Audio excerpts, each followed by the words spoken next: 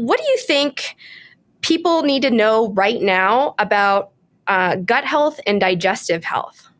If you go back into ancient healing modalities like Chinese medicine and Ayurvedic medicine, they always talk about your chi, your chi or your agni, right? That digestive fire. And so we've actually known for thousands of years, I think as long as human beings have actually been writing, we've known that digestion is kind of central to absolutely everything. And without, if you just consider from a physiological standpoint, that 60% of your energy in your whole body is reserved just for your digestive system.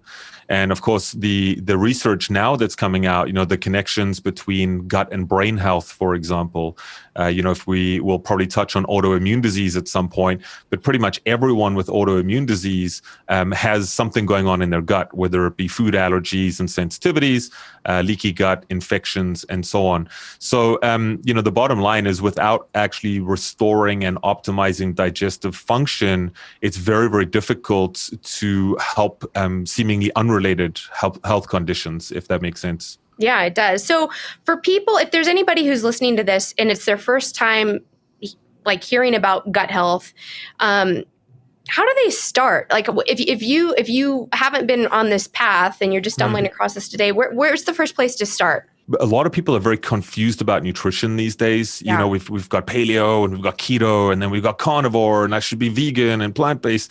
And I always say to people, before you even go down any of those roads, the number one thing you can do is actually just clean up your diet.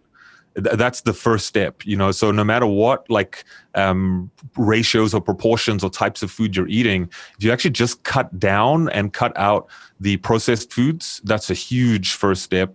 Of course, cutting out sugar, artificial dyes, flavors, colors, all that sort of stuff that's just the first step of anything really. Yeah. And then the basic things, just consuming more water. Are there foods that people should be eating to help support gut health?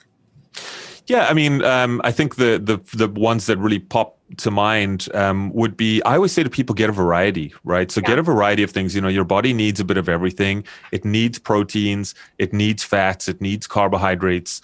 So from a digestive standpoint, though, I think that increasing your fiber intake from fruits, vegetables, whole grains, of course, there's debate about all of these things. But again, for someone just coming off a McDonald's or KFC type of diet, I think just starting with fruits, vegetables, whole grains, beans, legumes, and whole foods is really a first step. And then the second thing from there, we've just seen such a huge resurgence with fermented foods.